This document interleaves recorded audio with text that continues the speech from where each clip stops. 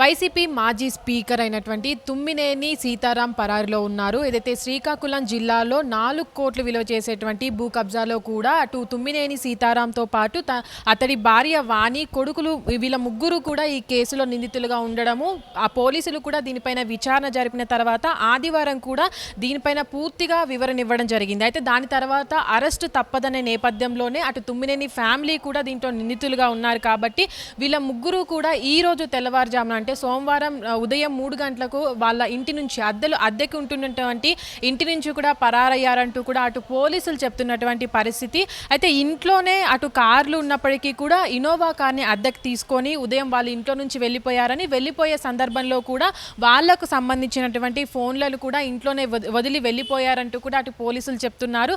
అయితే దీనికి సంబంధించి కూడా ఏదైతే శ్రీకాకుళం జిల్లాలో గతంలో స్పీకర్గా ఉన్నప్పుడు అప్పుడు తుమ్మలనేని సీతారాం కూడా ఈ భూ కబ్జా చేశారంటూ కూడా గతంలో ఆరోపణలు వచ్చాయి. ఆ నేపథ్యంలోనే అటు పోలీసులు కూడా కేసు నమోదు చేసి విచారణ చేసిన నేపథ్యంలో దీంట్లో 13 మందిని నిందితులుగా చేర్చారు పోలీసులు. అయితే దీంట్లో ముగ్గురు అంటే 13 మందిలో ఇప్పటికే 8 మందిని కూడా అటు గుర్తించి పోలీసులు విచారణ జరిపిన తర్వాత కూడా వీరి 13 మందిలో 8 మందిని కూడా అటు రిమాండ్కు తరలించడం జరిగింది. అయితే ఈ రిమాండ్ తర్వాత ఎవరైతే అటు తుమ్మినేని కుటుంబంలో ముగ్గురు ఉండగా మిగతా ఇద్దరు ఎవరైతే ఉన్నారో అటు ఈ ముగ్గురులో కూడా మాజీ హోంగార్డ్ అయినటువంటి త్రినాథ్ను కూడా పోలీసులు గుర్తించడం జరిగింది. మరొకరిగా కూడా ఈ 13 మందిలో ఎవరైతే ఇద్దరు ఎవరైతే ఉన్నారో దాంట్లో కూడా మాజీ హోంగార్డ్ త్రినాథ్గా మరొకరు ఎవరైతే ఉన్నారో వాళ్ళను కూడా సబ్ రిజిస్ట్రార్గా గుర్తించడం జరిగింది అటు పోలీసులు.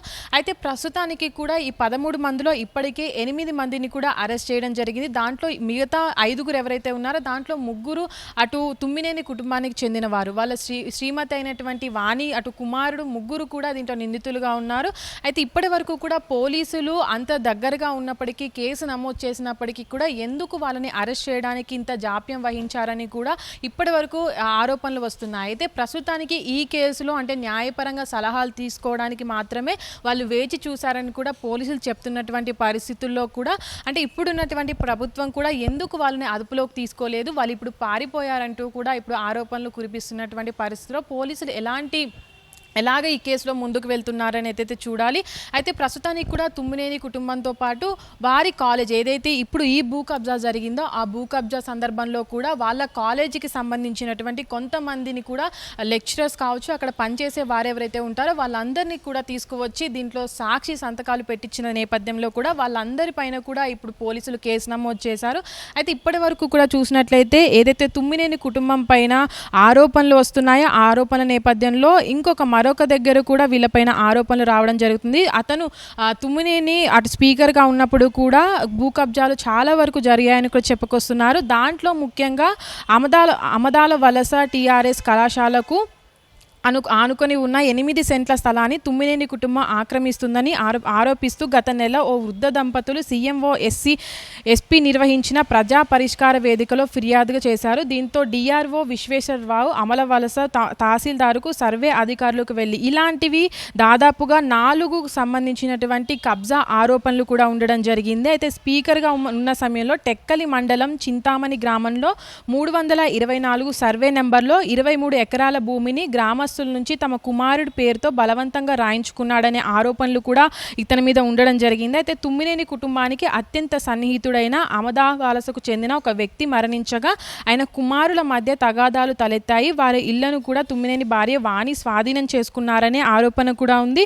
ఇంకొక ఆరోపణ వచ్చేసి అమలదా వలసకు చెందిన ఒక పోలీస్ కానిస్టేబుల్ అనారోగ్య కారణాలతో చనిపోయాడు. డబ్బులు బాకీ ఉండడంతో బెదిరింపుగా కానిస్టేబుల్ భార్య నుంచి రైల్వే స్టేషన్ సమీపంలో ఇల్లు లాక్కున్నారనే ఆరోపణలు కూడా ఉన్నాయి. అయితే గతంలో ఇప్పుడు ఏదైతే శ్రీకాకుళం ఆ స్థలానికి సంబంధించి కూడా ఆరోపణలు ఎదుర్కొంటున్నటువంటి సందర్భంలో కూడా ఈ ల్యాండ్కు సంబంధించి కూడా అంటే అసలు ఓనర్ చనిపోయాడంటూ కూడా అతని ప్లేస్లో మరొక ఒడిశా మహిళను తీసుకొచ్చి కూడా ఏకైక వారసురాలు ఈమె అంటూ కూడా అటు సబ్ రిజిస్ట్రార్ ప్లేస్లో కూడా నకిలీ పత్రాలను కూడా తయారు చేయించడం జరిగింది. అయితే దీన్ని అక్కడ ఉన్నటువంటి ఓనర్ గుర్తించడంతో ఈ సందర్భంగా కూడా ఇది అటు పోలీసులు కేసు నమోదు చేయడం పట్ల కూడా విచారణ చేసిన తర్వాత ఇది భారీ భూ కబ్జా అంటూ కూడా పోలీసులు విచారణ జరిపాడు. ఈ విచారణ సందర్భంలో కూడా ఇప్పుడు అంటే పోలీసులు నిన్న ఏదైతే ఈ కేసుకు సంబంధించి కూడా పూర్తి వివరాలు అటు బయట పెట్టడం జరిగింది. అయితే ఈ కేసులో కూడా ముఖ్యంగా అటు తుమ్మినేని ఫ్యామిలీకి సంబంధించిన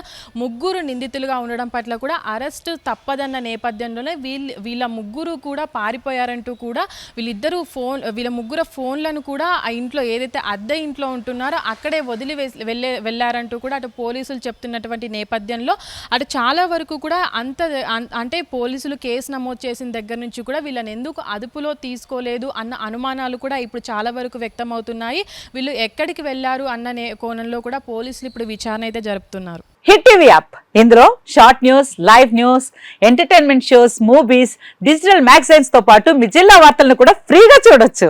ఇంకెందుకు ఆలస్యం, వెంటనే హిట్ టీవీ యాప్ ని డౌన్లోడ్ చేసుకుని ఫ్రీగా ఎంటర్టైన్మెంట్ పొందండి. Hit TV app. Hit TV app. Please download hit TV app. Hit TV app ని ఫ్రీగా డౌన్లోడ్ చేసుకుని ఎంజాయ్ చేయండి. మీకు నచ్చిన ఎంటర్టైన్మెంట్ కోసం హిట్ టీవీ యాప్ ని ఫ్రీగా డౌన్లోడ్ చేసుకుని ఎంజాయ్ చేయండి. హిట్ టీవీ యాప్ ని డౌన్లోడ్ చేసుకుని ఆస్వాదించండి, ఆశీర్వదించండి. ఇంతమంది సెలబ్రిటీలు హిట్ టీవీ యాప్ ని డౌన్లోడ్ చేసుకోండి అని చెప్తున్నారంటే ఎంత మంచి యాప్ ఆలోచించండి.